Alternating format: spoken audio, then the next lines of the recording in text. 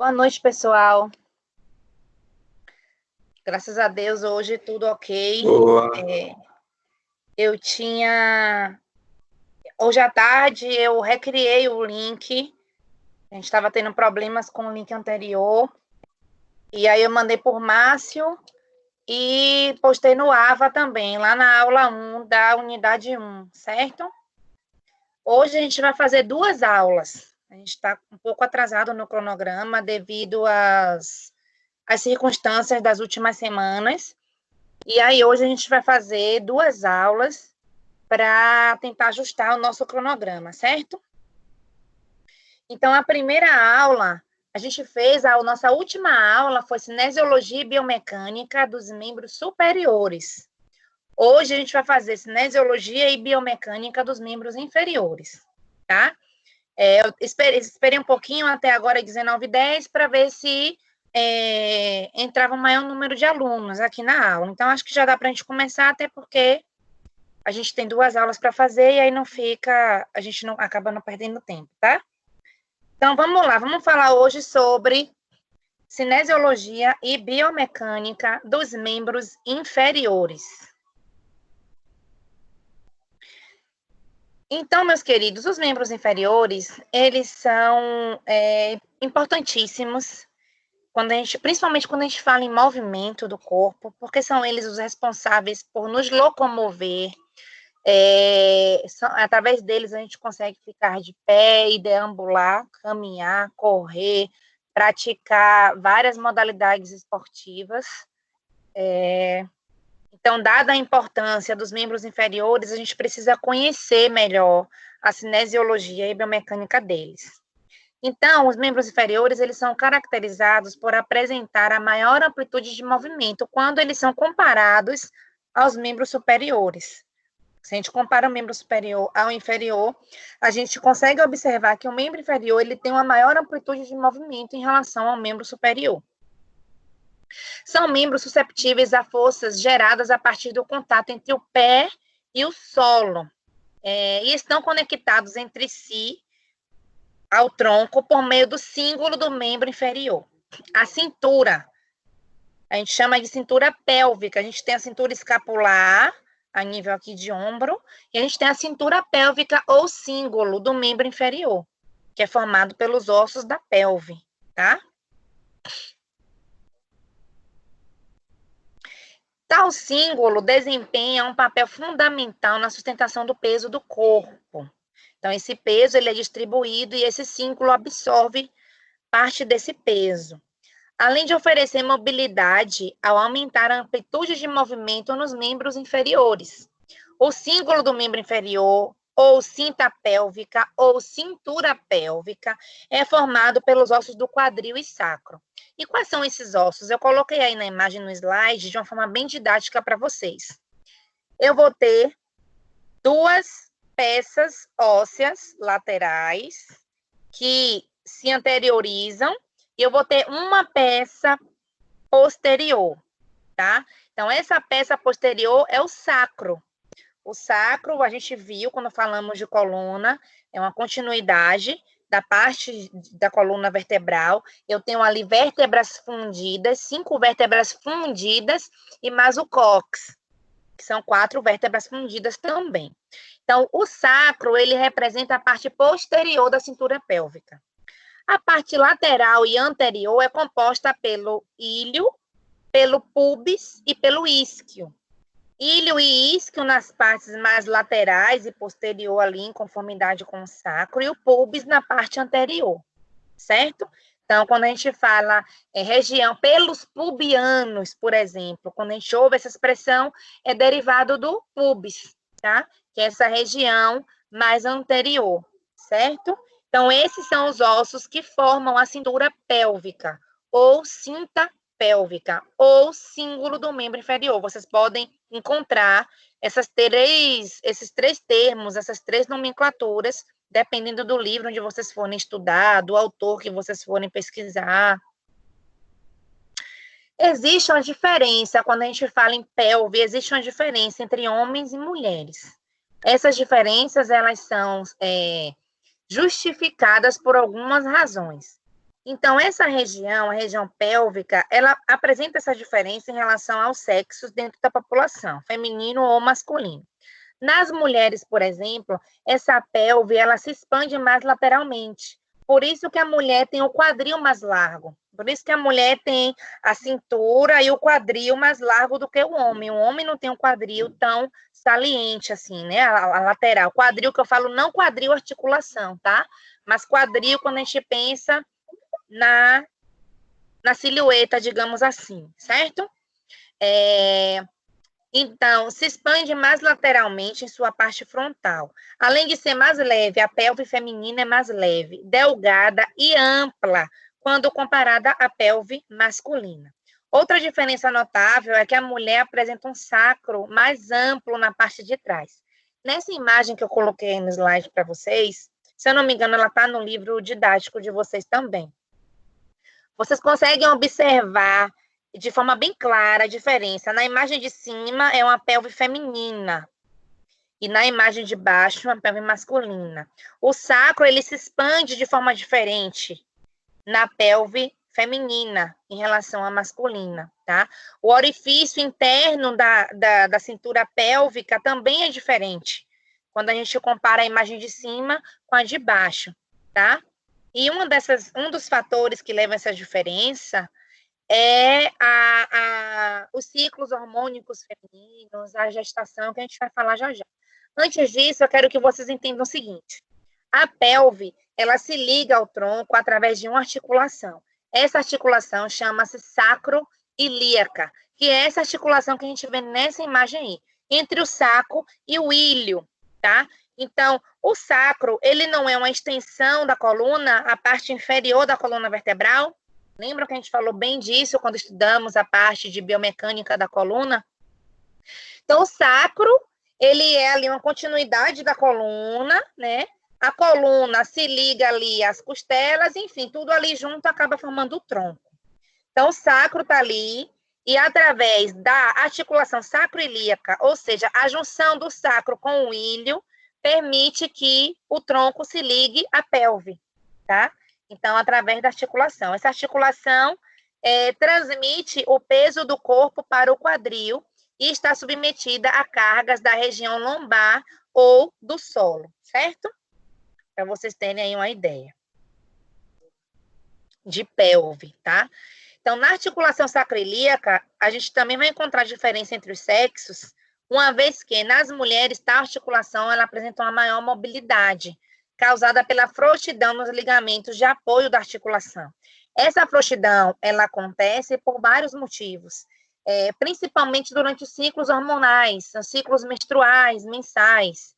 As alterações de hormônio podem favorecer essa frouxidão.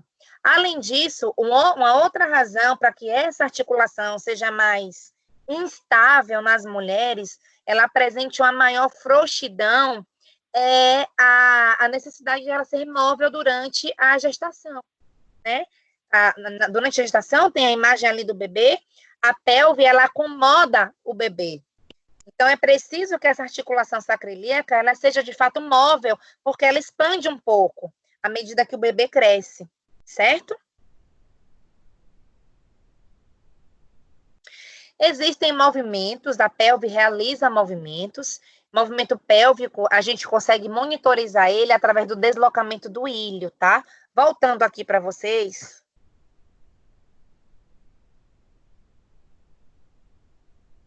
Observe que o ilho, ele é bem lateralizado, né? Quando a gente pega aqui na cintura, tá?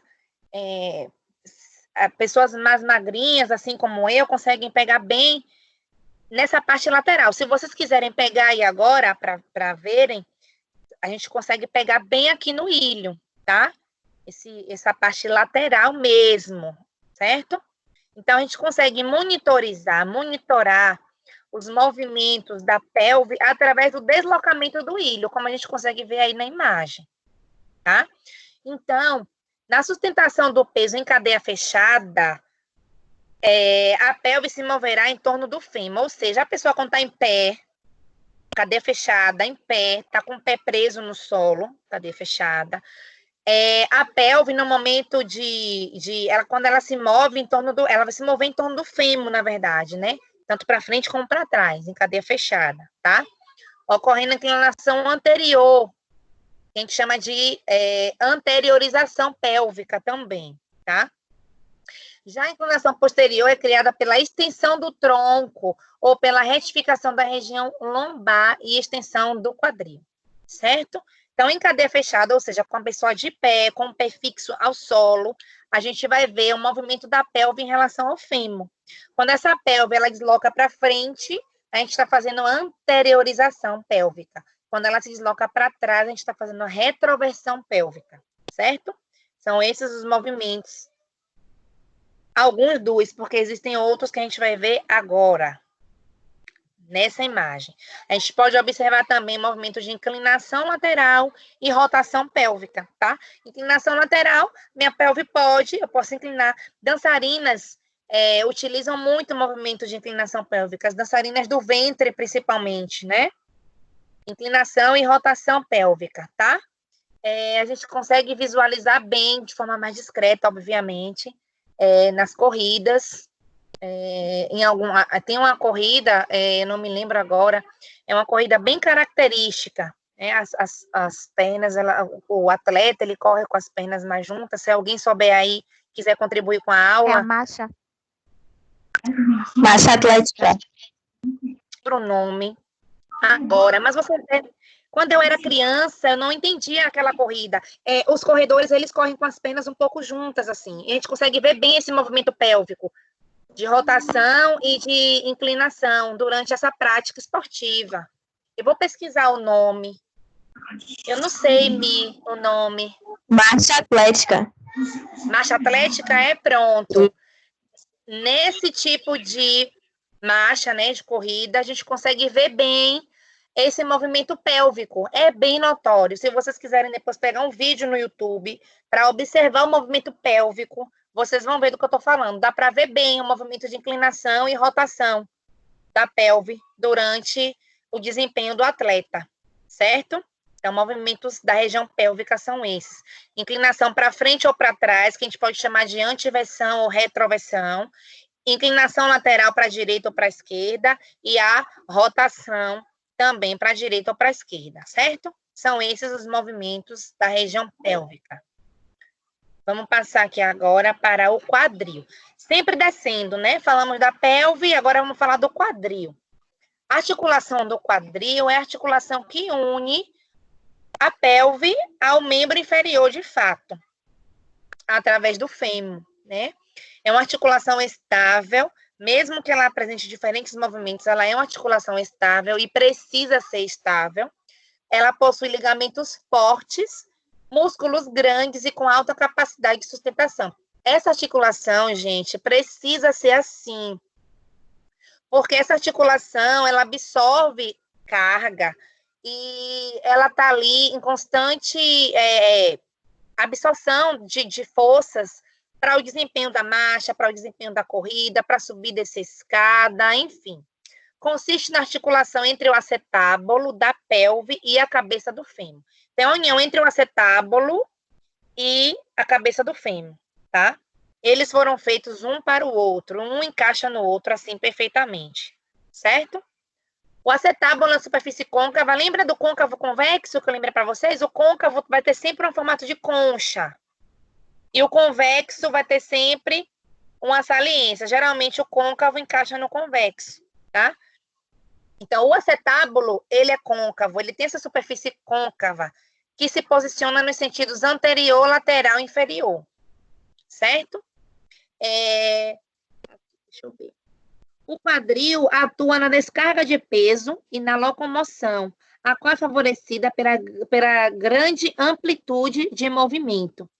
E está ali presente movimentos como andar, correr, saltar, dançar. Então, é uma articulação muito importante, porque está inserida nesse contexto. Quando a gente fala em movimento de membro inferior, é uma articulação extremamente requerida e importante, tá? Aqui, eu apresento para vocês a articulação do quadril.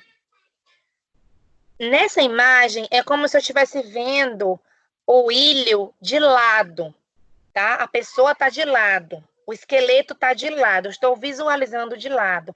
E é como se eu tivesse desencaixado o fêmur do acetábulo e tivesse rodado ele para frente, tá? Para vocês imaginarem. Então, eu vou ter esse cenário aí quando eu falo de articulação no quadril. Eu tenho um acetábulo côncavo e eu tenho o fêmur com a sua cabeça convexa que encaixa ali. E aí permite esses movimentos de girar, tá? Olhem aqui, permite esses movimentos de girar, certo? Para cima, para baixo, para frente, para trás, circundação, tá? Existem movimentos, por exemplo, dos ginastas, movimentos em circundação, que exigem bastante da articulação do quadril, certo? E a gente tem aí a cabeça do fêmur, como vocês podem ver, o colo do fêmur, tem a cabeça do fêmur que está envolta por essa cartilagem cinza, e logo embaixo tem o colo do fêmur.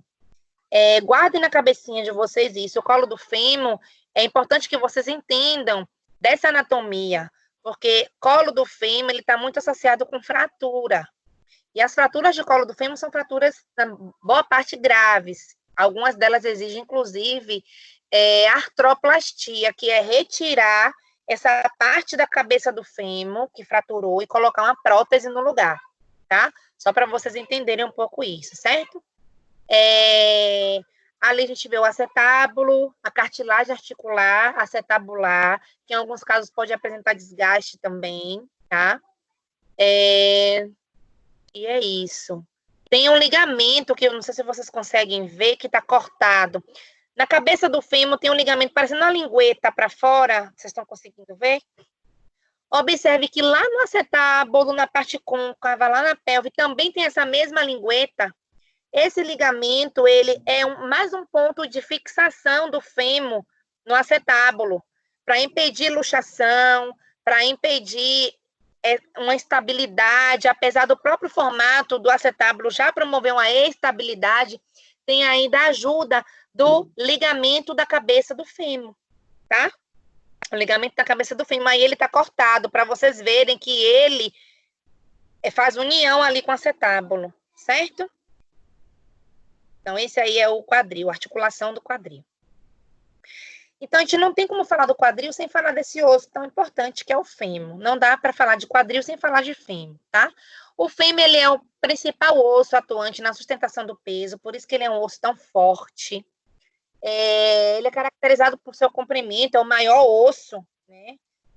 Quando a gente fala em tamanho mensurável, é o maior osso do corpo. Também tem um volume considerável, uma resistência também. Ele é o maior osso do corpo e ele é o mais resistente também, tá? Então, por isso que quando as fraturas de fêmur, elas têm uma associação muito grande com trauma. Geralmente, a força do trauma é que sucede à força do osso, a resistência do osso, na verdade, tá? Então, geralmente, a gente vê fratura de fêmur ou em idoso, aí acontece muito na região de colo de fêmur, ou nos traumas, né?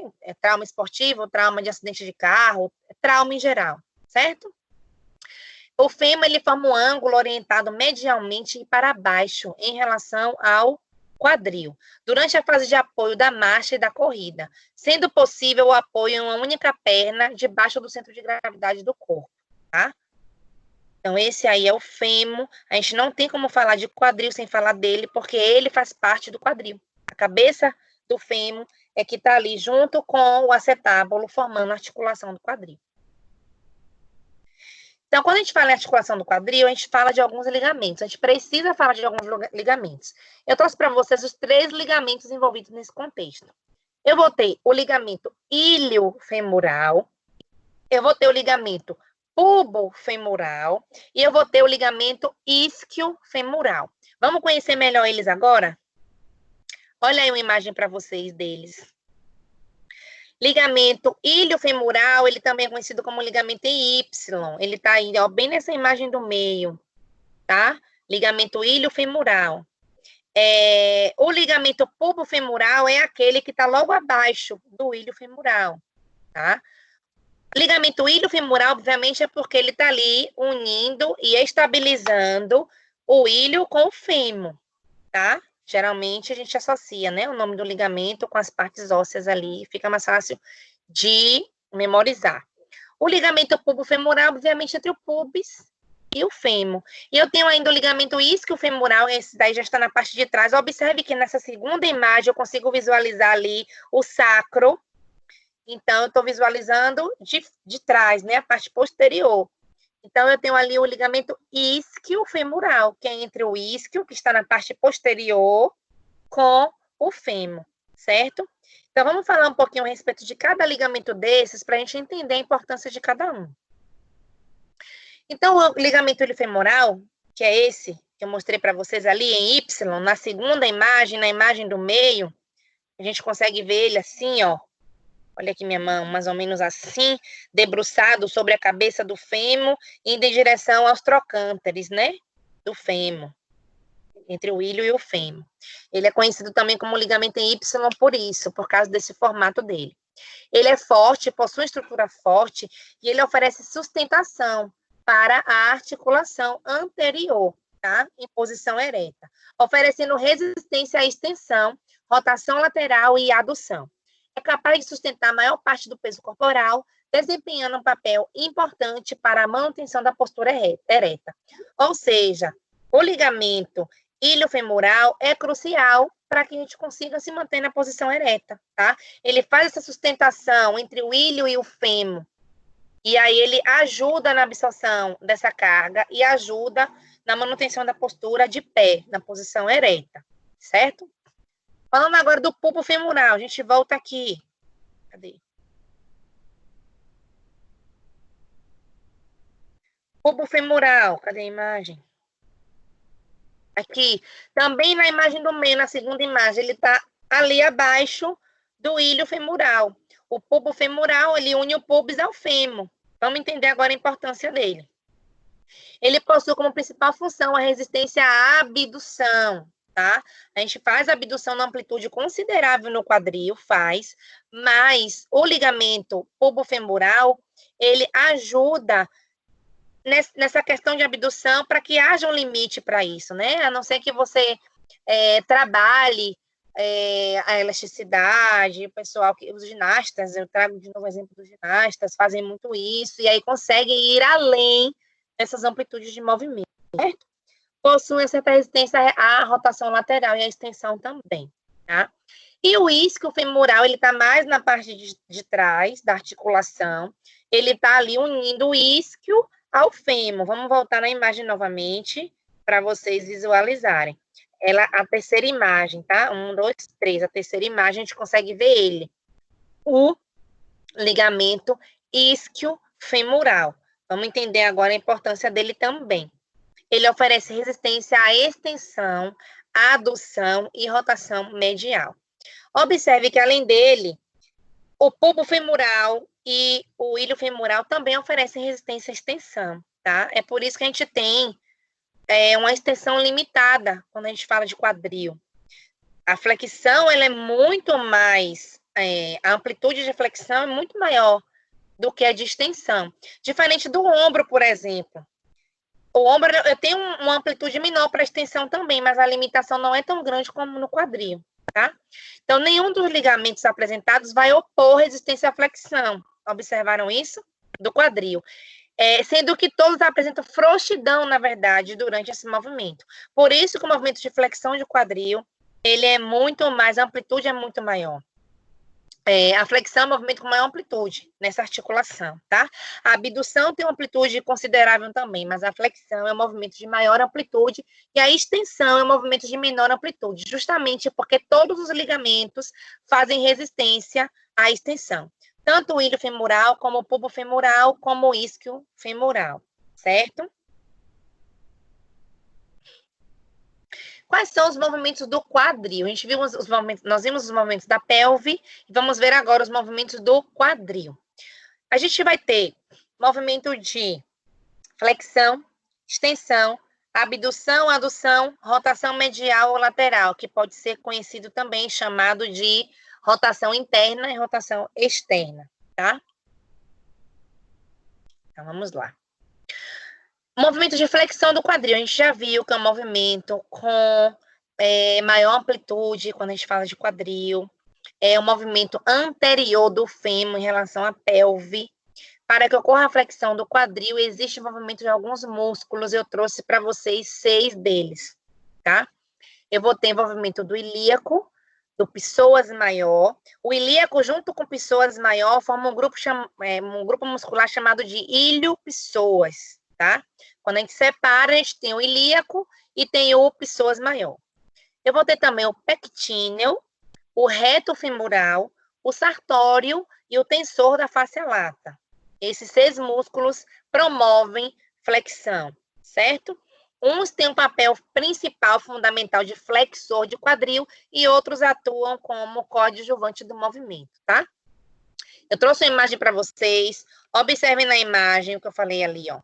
Quando eu pego ali as últimas vértebras lombares como base para analisar esses músculos, eu vou ter ali psoas maior e logo abaixo, deitado na parte interna do ilho, eu vou ter o ilíaco. Esses dois juntos formam o músculo que eu falei para vocês, que chama ilho-psoas, tá? E eles vão se inserir lá no fêmur. Quando eles contraem, eles promovem a flexão, certo? O tensor da face lata está ali mais lateralizado. O tensor da face lata, ele é um potencial abdutor, mas ele ajuda também no processo de flexão, certo? O reto femoral não está aí, eu acho que eu coloquei na outra imagem. O pectíneo é aquele que já está cá do outro lado. O pectíneo, ele é pequenininho, tá? Ele é um potencial adutor, mas ele ajuda também no processo de flexão do quadril, certo? O sartório e o reto femoral, acho que eu coloquei na outra imagem. Aqui. O reto femoral, ele é uma das porções musculares que compõem o quadríceps, tá? E o sartório é esse que faz um trajeto oblíquo. O reto é reto mesmo, e o sartório, ele faz um trajeto oblíquo, tá? Dá para ver os dois ali na imagem.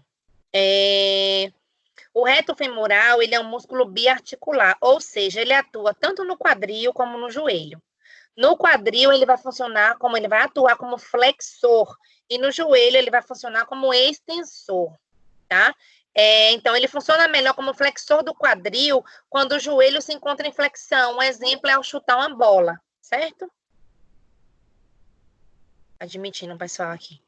Um exemplo disso é no movimento de chutar uma bola, tá? Potencial flexor com o joelho em flexão também, certo? Mas ele é biarticular. Ele é flexor de quadril e extensor de joelho, certo? Reto femoral. Ele faz parte do quadríceps, junto com os outros músculos, que são o vasto intermédio, o vasto lateral e o vasto medial. O vasto intermédio, inclusive, passa abaixo do reto femoral, tá? Por isso que é quadríceps, né? Eu vou ter 4 porções ali em uma, e aí eu vou ter o quadríceps, certo? Um outro movimento de quadril é o movimento de adução, que é o movimento de fechar a perna no sentido lateral, de vir da lateral para a linha média, tá? Então, para que ocorra a adução, são ativados o adutor longo, adutor curto, adutor magno e grácil, ou seja, 4 adutores, certo? Os quais cruzam a articulação do quadril medialmente. Tais músculos são ativados durante a fase de balanceio do ciclo da marcha, para que o pé fique colocado debaixo do centro de gravidade do corpo durante a fase de apoio. Ou seja, a fase de balanço é quando o pé está fora do chão.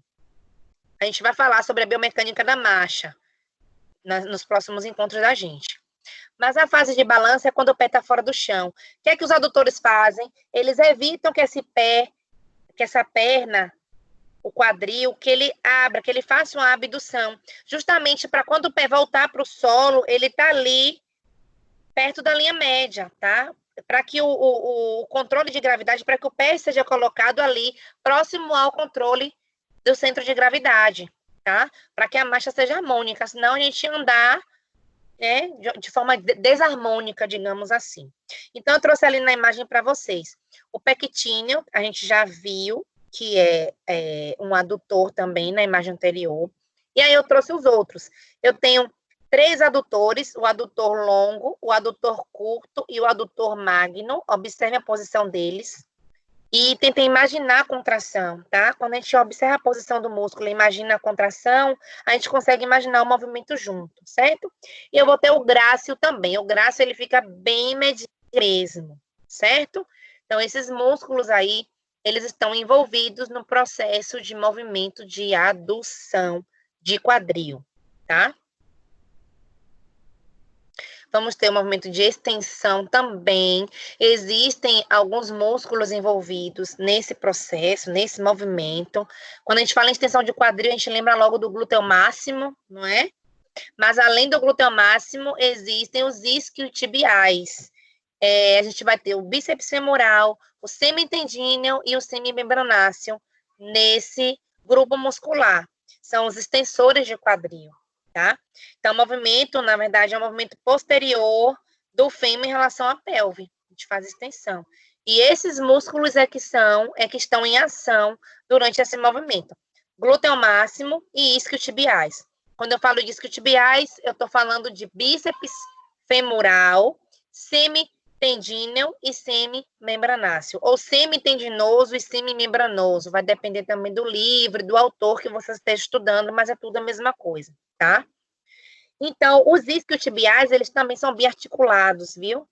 Eles são extensores de quadril e flexores de joelho, tá? É o contrário do quadríceps que a gente falou em relação à flexão de quadril e extensão de joelho. Quando eu falo de isquiotibiais, eu estou falando de extensão de quadril e flexão de joelho, certo?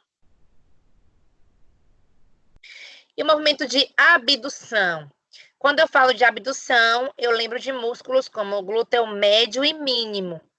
Lembram que o glúteo máximo tem muito mais envolvimento com a extensão? Então, o glúteo médio e o glúteo mínimo, eles são aqueles músculos responsáveis pela abdução, que é o movimento de abrir lateralmente, né? De fazer um afastamento lateral do fêmur em relação à pelve. Esses músculos, eles têm importância também porque eles estabilizam a pelve durante a fase de apoio da marcha. Lembram que os adutores trazem o pé para próximo do centro de gravidade, para dar seguimento a uma marcha harmoniosa? Os abdutores, eles, durante a fase de apoio da marcha e da corrida, eles estabilizam a pelve, tá? E em movimentos em que uma pessoa fica apoiada em uma perna só. Então, durante a corrida, durante a marcha, os abdutores estabilizam a pelve, certo? Para que o movimento seja feito da melhor maneira possível. É caracterizado pelo movimento lateral do fêmur para o lado, afastando-se da linha média, é um movimento lateral. Ele vai ocorrer em que plano? No plano frontal, eixo antero-posterior, certo? Existem os movimentos de rotação também, de quadril, rotação interna e externa, ou rotação medial e lateral, isso pode variar também de acordo com o autor e o livro, mas representam o mesmo movimento. Quais são os músculos envolvidos nos movimentos de rotação de quadril? O piriforme, o gêmeo superior e o gêmeo inferior, o obturador interno, o obturador externo e o quadrado femoral, tá? São esses aqui. Observe que tem um corte, cortei ali o glúteo médio, e agora eu quero que vocês observem, na verdade, o piriforme, que está logo abaixo do glúteo mínimo, o gêmeo superior e o gêmeo inferior e o quadrado femoral. Temos ainda o obturador interno aqui, tá? Na imagem. Deem uma olhadinha com calma. Esses são os músculos responsáveis pela rotação, por rotações, são os rotadores de quadril, certo?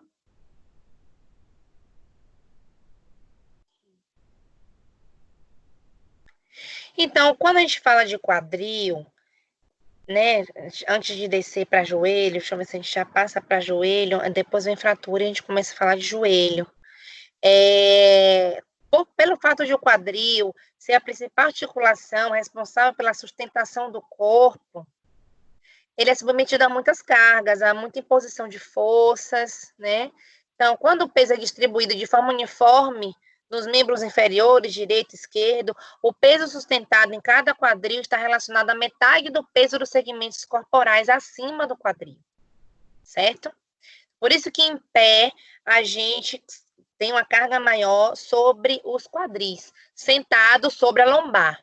O peso do tronco está ali distribuído todo sobre a lombar e de pé sobre os quadris, sobre o quadril, certo? Então, quando a gente fala em quadril, a gente finaliza aqui a parte de quadril, falando de fratura. E a gente tem que entender biomecânica e cinesiologia de quadril para pensar em prevenir, de alguma forma, esse tipo de trauma, que é muito incapacitante, dependendo da situação. Então, a gente viu que o quadril ele absorve grandes cargas. E devido a essas grandes cargas que ele suporta, que ele precisa suportar, algumas lesões podem acontecer, e uma delas é a fratura, tá? Então, a fratura, um exemplo de fratura por carga, por sobrecarga, na verdade, é a fratura do colo de fêmur. Lembram do colo de fêmur que a gente viu logo nos primeiros slides? Olha ele aí apresentando uma fratura, tá? Então, a fratura de colo de fêmur, ela é uma lesão muito debilitante. Ela ocorre com muita frequência em idoso, principalmente idoso que cai. Então, a queda, ela está muito associada com a fratura do colo de fêmur. E pessoas com osteoporose também, independente da idade. De repente, nem é idoso, mas tem osteoporose e pode apresentar a fratura de colo de fêmur, tá?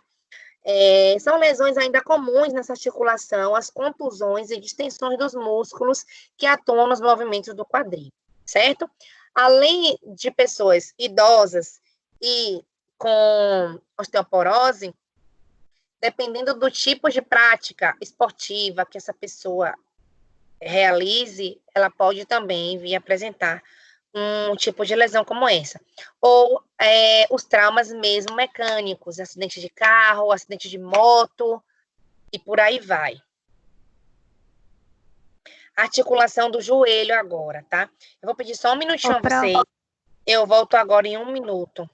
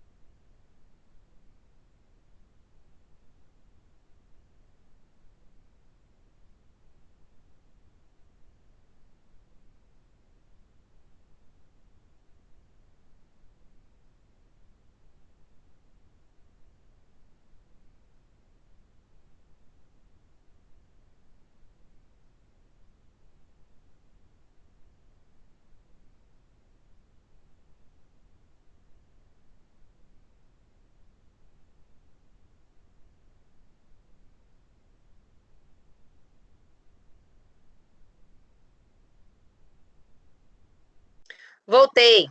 1 minutinho mesmo. Alguém estava falando alguma coisa quando eu pedi um minutinho. É só para eu confirmar aqui. Os abdutores, eles estabilizam a pelve e são responsáveis por movimentos de equilíbrio?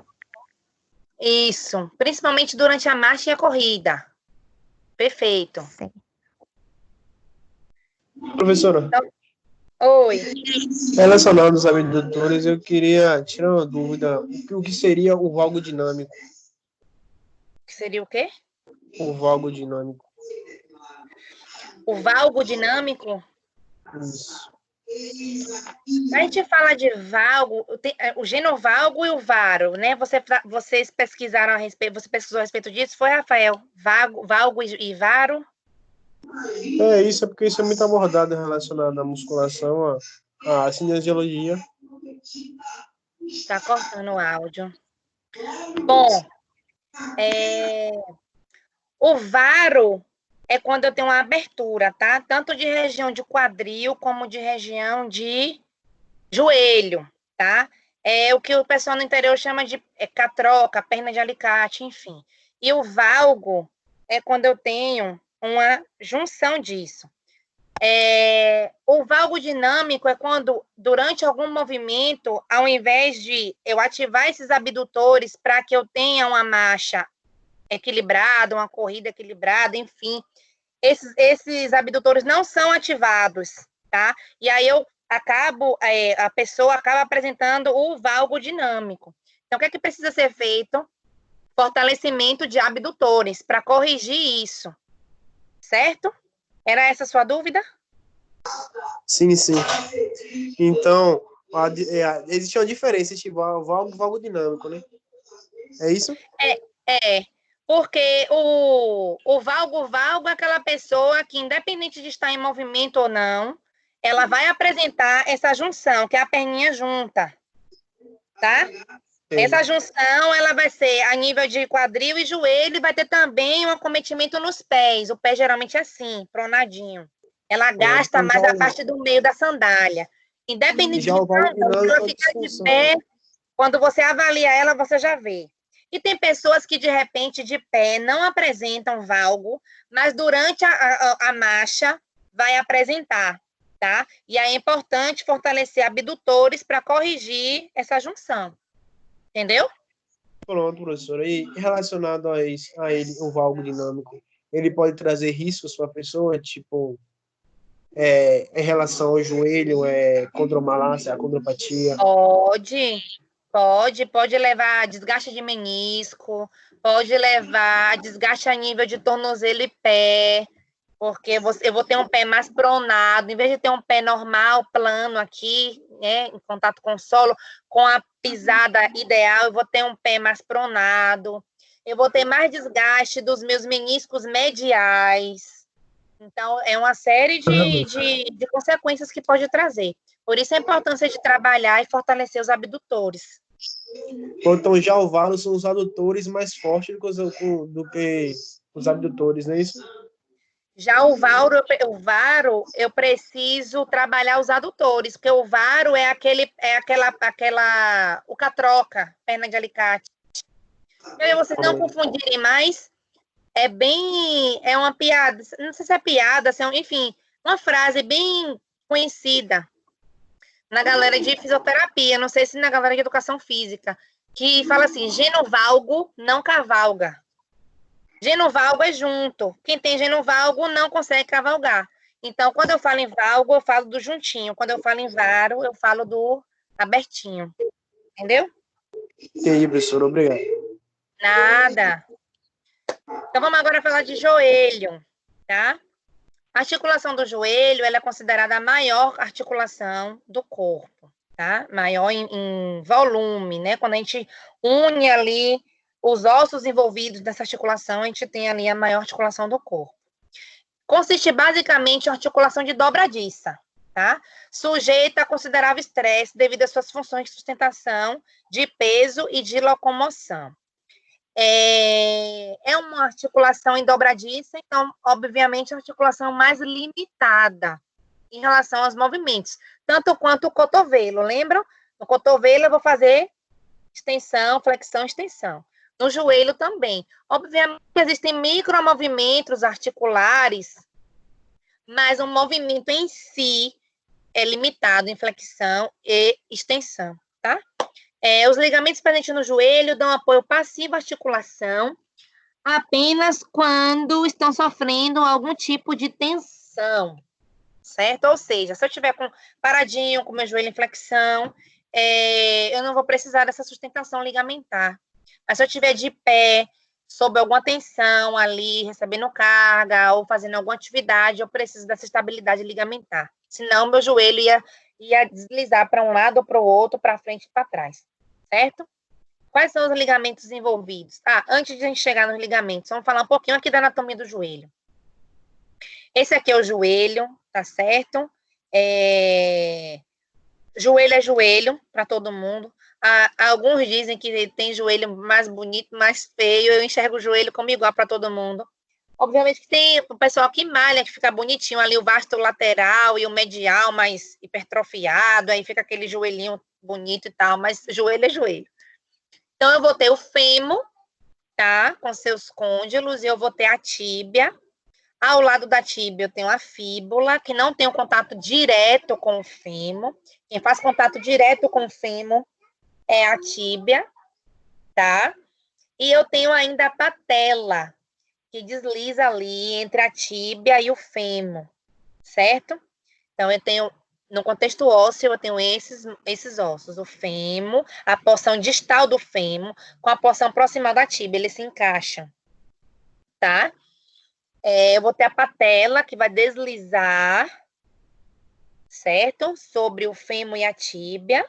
E eu vou ter a fíbula, que faz articulação com a tíbia, mas não faz articulação com o fêmur, certo? Então, aqui na imagem eu tenho uma visão anterior e uma visão lateral do joelho. Tenho músculos com envolvimento direto para movimentos de flexão e extensão. A gente já viu um pouquinho deles, são músculos biarticulares, o quadríceps, que a nível de joelho ele promove extensão, e os isquiotibiais, que a nível de joelho promove flexão, tá? Tem o gastrocnêmio também, mas a gente vai ver com calma já já isso, certo? Então, vamos lá.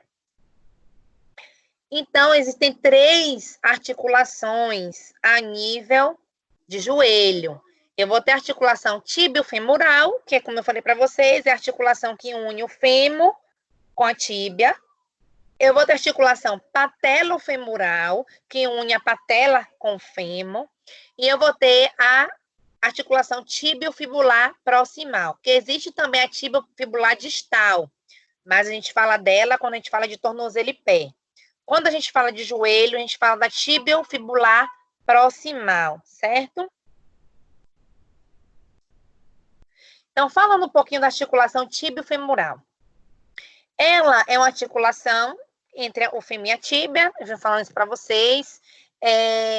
Ela une 2 ossos muito resistentes, tanto o fêmur como a tíbia são tidos como ossos resistentes. É a principal articulação endobradiça do joelho, é a tibiofemoral. Os movimentos de flexão e extensão ocorrem de forma semelhante aos movimentos de flexão e extensão de cotovelo, que também é uma articulação mais limitada em relação aos movimentos. E nela a gente vai ter os meniscos. O que são os meniscos? A gente ouve muito falar, né, de menisco, lesão de menisco, menisco. O que é o menisco? São 2 discos de cartilagem, 2 discos cartilaginosos, que ficam entre os côndilos da tíbia e do fêmur, ou seja, fica no meio. Olha ali na imagem, no cantinho.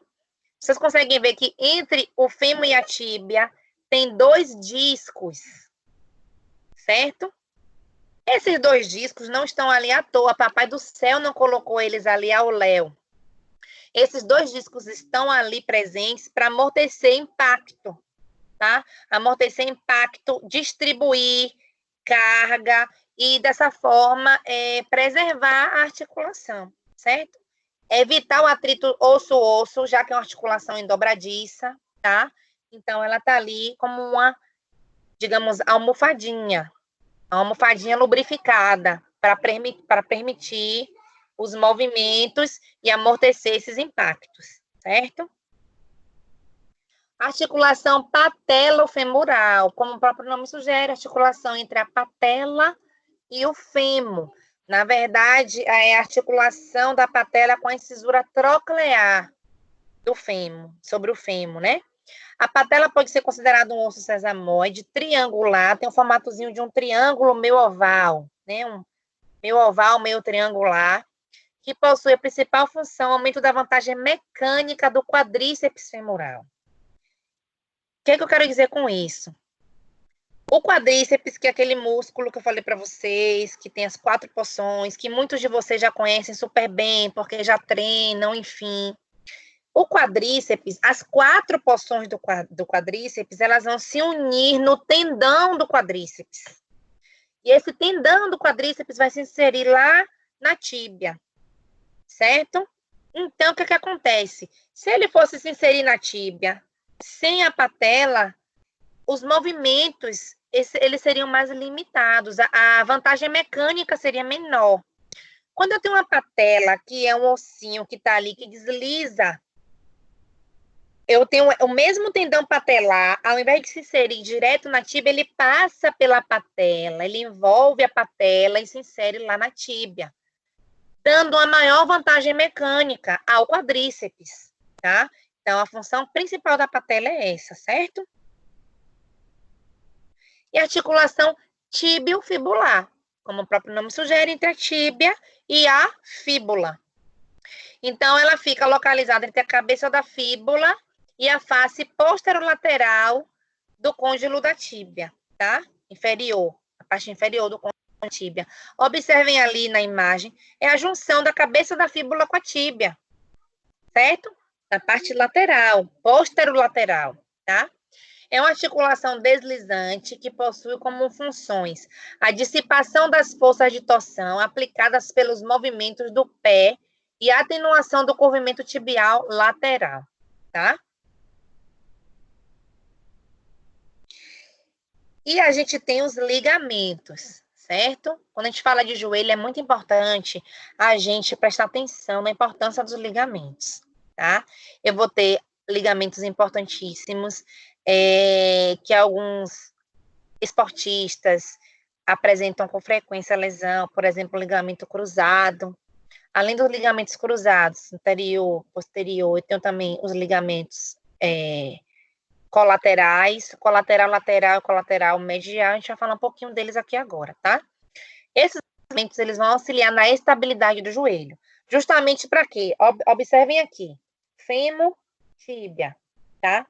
Se eu não tivesse os ligamentos colaterais que ficam aqui do lado e do outro, de um lado e do outro, esses ossos, eles iriam perder a sua união para os lados, tá? E se eu não tivesse aqui no meio o ligamento cruzado anterior e posterior, eles também perderiam a sua união para frente e para trás. Então, a principal função dos ligamentos é permitir estabilidade ao joelho, certo? A localização de cada ligamento determina a direção na qual será capaz de opor a resistência a uma luxação, que foi o que eu acabei de falar para vocês.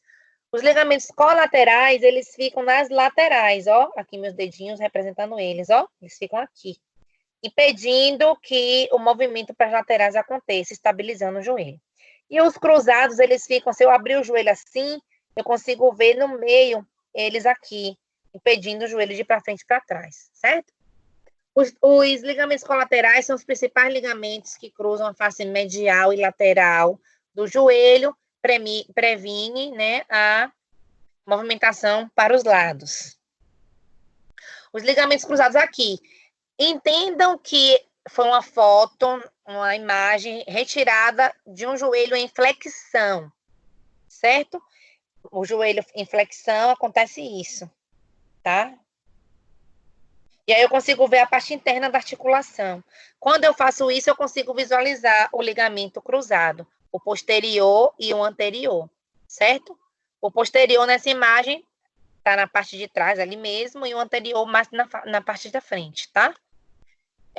São os principais ligamentos que cruzam mutuamente ao conectar as faces anterior e posterior do joelho. Esse ligamento ele vai limitar o deslizamento para frente e para trás, como eu venho falando para vocês, tá? Durante a flexão e a extensão, além de limitar a hiperextensão. Existem alguns movimentos que podem fazer esse ligamento rodar e tracionar, e às vezes até descontinuar. Movimentos, por exemplo, jogador de futebol, durante a partida de futebol, quando ele está com o pé preso no solo e roda o corpo, roda o joelho. Isso aí pode fazer uma torção do ligamento e ruptura dele, certo? Acontece muito. Um irmão meu, inclusive, teve lesão de ligamento no baba, né? Não é jogador profissional, não, mas batendo no baba. Ô, professora, me tira uma dúvida. Quando ele a teve pessoa lesão rompe o LCA, a reconstituição desse LCA é tirada do ligamento colateral para constituir o LCA? Na verdade, o que acontece? Quando há uma ruptura, se tiver uma integridade ligamentar, ocorre ali uma sutura, certo? Ou pode haver... existe a questão de transplante autólogo, que é tirar de um tecido do próprio corpo para o outro. Existe essa possibilidade, sim. Mas geralmente acontece o religamento entre eles, tá? E aí o atleta ou a pessoa fica ali em repouso até passar o período de regeneração, entendeu? É chamado um tratamento conservador, né, sem ser cirurgia, mas quando é cirúrgico, depende de onde ele possa ser tirado do próprio joelho, assim, mais ou menos. Né? Pode, tem essas situações de retirada de um tecido para regeneração de outro. Na verdade, quando o tratamento é conservador, é só quando essa lesão é parcial. Se eu tenho ruptura total do ligamento, precisa fazer cirurgia. Entendeu? Não tem como Beleza. ele regenerar sem um procedimento cirúrgico. Ok, obrigado. Nada. E aí, vamos falar sobre os movimentos na articulação do joelho. Então, a gente já viu que é uma articulação limitada para movimentos, não é? Então, o joelho faz flexão e extensão. E a gente vai entender que eu vou ter grupos musculares flexores e grupos extensores, tá? Então, os isquiotibiais, eles são os flexores de joelho, os flexores primários. E o quadríceps é o extensor de joelho, certo? Eu não tenho outro grupo muscular envolvido com extensão do joelho, além do quadríceps. Mas eu tenho outro grupo muscular, além do isquiotibial, além dos isquiotibiais, envolvidos com flexão de joelho, que é o gastrocnêmio. Gastrocnêmio, ele compõe o tríceps sural. Ele, junto com o sóleo, vai formar o tríceps sural. E eles também fazem parte do movimento de flexão de joelho, junto com isquiotibiais, tá? Então, aqui eu trouxe para vocês uma imagem, certo? Quadríceps, com as suas porções, vasto intermédio, vasto lateral e medial, reto femoral, e os isquiotibiais, tá? Semitendinoso, semimembranoso e o bíceps femoral, certo? Além do isquiotibiais, eu vou ter o gastrocnêmio, tá? Professora, eu posso falar que o tríceps sural está envolvido no processo de flexão de joelho? Posso, mas eu tenho que me atentar a um detalhe. O tríceps sural é composto pelo gastrocnêmio, tem duas cabeças, gastrocnêmios, e sóleo. O sóleo, ele não vai até o joelho, tá? Ele tem a sua origem na porção, na diáfise, na face posterior da diáfise da tíbia. Então, o sóleo isolado não participa do processo de flexão do joelho. Mas o quadríceps, que junto com o sóleo faz parte, né, compõe o tríceps sural, faz. Então, não é errado dizer que o tríceps sural também participa da flexão de joelho. Mas eu tenho que entender que não é toda a porção de tríceps que faz isso, que é apenas gastrocnêmio, certo? Só a nível de curiosidade para vocês aí. Então, o joelho é uma das articulações responsáveis pela sustentação do peso. Assim, é acometido por grandes cargas, que podem acarretar lesões, como as ligamentares, provenientes de sobrecargas. As forças aplicadas em uma direção anterior ao joelho podem romper o ligamento cruzado posterior, enquanto as forças aplicadas na direção posterior podem romper o ligamento cruzado anterior. Então, observem que são forças contrárias. Se eu tenho uma força anterior, eu vou acometer o meu ligamento posterior, o LCP. Se eu tenho uma carga, uma força aplicada de forma posterior, eu vou acometer o meu LCA, o ligamento cruzado anterior, tá? Poucamente, os colaterais também são susceptíveis ao rompimento devido a diferentes cargas direcionais. Outra lesão comum, ficou bem aqui o negócio em cima, está relacionado com o menisco, não é? O menisco ele pode sofrer laceração, dependendo da carga, da força ali aplicada, aquele menisco ele pode lacerar. Ou ele pode sofrer desgaste natural, que é a artrose. Geralmente o idoso ele vai apresentar, dependendo do estilo de vida que ele teve ao longo, né, do seu processo de envelhecimento, ele vai apresentar artrose, que é o desgaste da cartilagem, certo? Chegamos no tornozelo e pé, que é a articulação mais distal, quando a gente fala em membro inferior. Não menos importante do que as outras, inclusive importantíssima. Juntos, o tornozelo e o pé, eles formam uma articulação muito rica em número de ossos. Eles são compostos, tem uma estrutura anatômica com 26 ossos, tá? E são 26 ossos de forma irregular, cada um com uma forma. A gente vai ter o calcâneo, o navicular, o talos, por aí vai. Vamos ter também 30 articulações sinoviais e mais 100 ligamentos e 30 músculos. Então, à medida que a gente vai chegando na parte distal, tanto de membro superior como de membro inferior, a gente aumenta o número de músculos, porque eu também aumento os movimentos, né? Eu tenho movimentos específicos de dedos, de punho, assim como eu tenho movimentos específicos de dedos dos pés, o hálux, que é o conhecido dedão do pé, os outros dedos, o próprio pé em si, eversão e inversão, que são movimentos, enfim. É uma articulação muito rica em relação a movimentos. E por isso ela é tão rica em relação ao número de ossos, ao número de articulações e ao número de músculos que estão ali envolvidos nela, tá? Vamos falar de articulações da articulação tornozelo e pé. Eu trouxe para vocês 3 delas. Eu tenho a articulação talocrural, talocalcânea e transversa do tarso, certo? Então, a articulação talocrural, ela é conhecida como articulação do tornozelo. Ela está ali, conhecida de fato como articulação do tornozelo. Tem estrutura para criar estabilidade, tá? Observe que a gente precisa de muita estabilidade em tornozelo e pé, porque eu tenho muitos ossinhos diferentes juntos, certo? Formando o tarso, os ossos do tarso. Então, eu preciso de estrutura que dê estabilidade para a união desses ossos, certo? Para que eles não deslizem de forma exagerada, não saiam do lugar. Os ligamentos que atravessam o tornozelo, cadê aqui?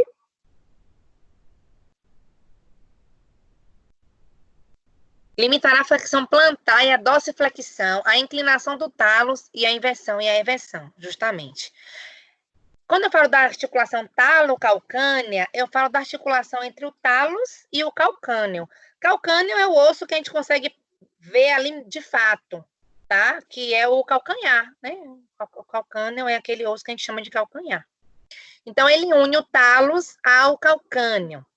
A estrutura que tem como principais movimentos, na verdade, a estrutura que tem como principais movimentos a pronação e supinação, certo? Pronação e supinação. Além de ter como função a absorção de choque, tá? E eu vou ter a transversa do tarso. Entendam que tarso é a união de vários ossos, né? Então, essa articulação, ela vai ter uma maior importância funcional. Os movimentos dessa articulação são inversão e eversão, abdução e adução, tá? Do pé, dorsiflexão e flexão plantar nas demais articulações reportadas. As demais que são a talocalcânea e a talocrural.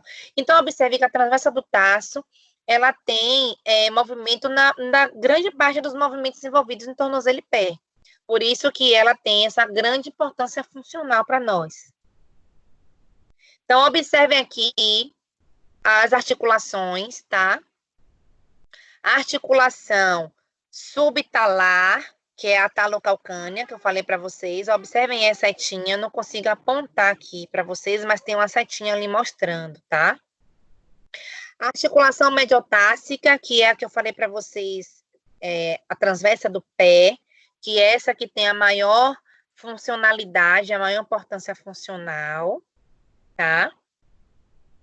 Articulação metatarsofalángea, que une os metatarsos às falanges, e as articulações interfalângeas, que unem as falanges dos dedos dos pés, certo?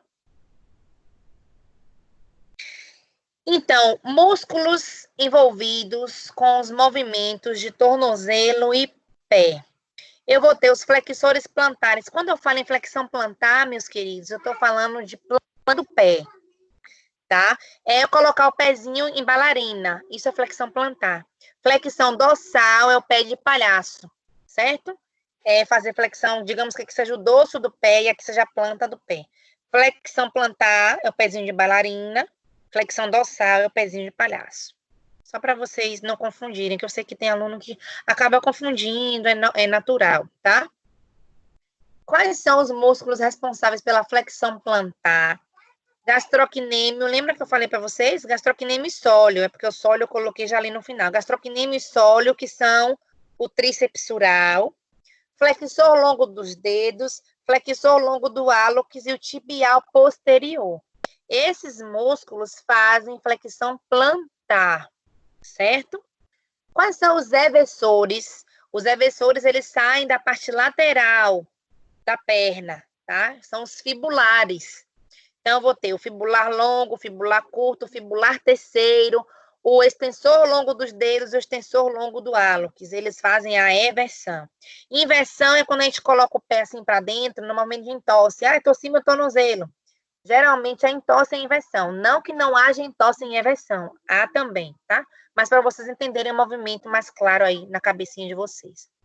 Os dorsiflexores, que são os flexores dorsais, o pé de palhaço, certo? Eu vou ter aí o tibial anterior. Os dorsiflexores geralmente estão na parte da frente da perna. Então, eu vou ter aí o tibial anterior, o fibular terceiro, o extensor longo dos dedos e o extensor longo do hálux, tá? E os inversores, eu vou ter como inversores o tibial anterior, o tibial posterior, o flexor longo dos dedos e o flexor longo do hálux. Observe que o flexor longo dos dedos e o flexor longo do hálux está envolvido em mais de um processo de movimento, tá? Então, é importante a gente entender que um mesmo músculo, ele pode ser o principal músculo daquele movimento, mas ele pode ser coadjuvante em outros movimentos, certo? Então, aqui alguns músculos para vocês, tá? Na primeira imagem ali, nas duas primeiras imagens, eu tenho o gastrocnêmio, tá? Porção medial e lateral, cabeça medial e lateral, certo? Se eu fizer um corte no gastrocnêmio, embaixo dele eu vou ver o sóleo, tá? E ali eu tenho também os fibulares, né? Vista posterior. Aqui uma vista anterior, observe vista anterior e lateral. Na vista lateral eu vejo o gastrocnêmio também, tá? Abaixo do gastrocnêmio tem o sóleo. Juntos eles são o tríceps sural.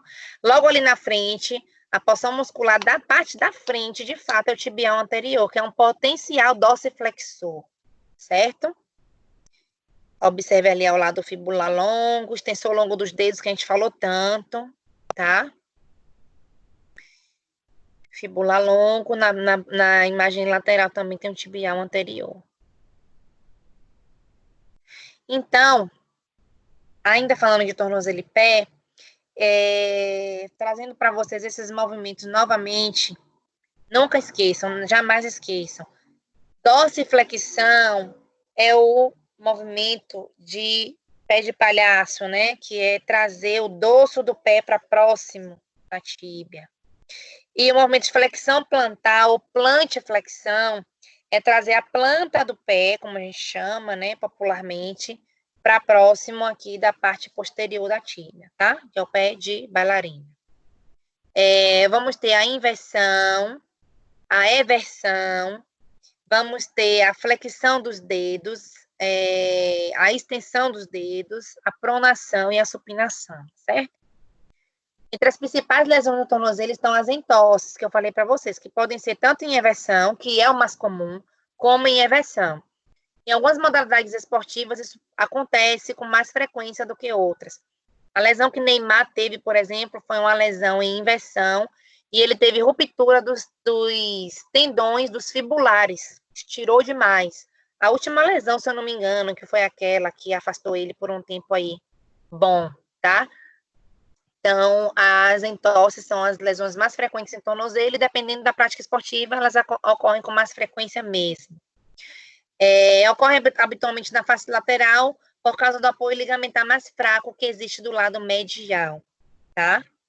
A utilização de órteses e faixas são medidas profiláticas utilizadas frequentemente para proteger os tornozelos das entorses durante algumas atividades esportivas, tá?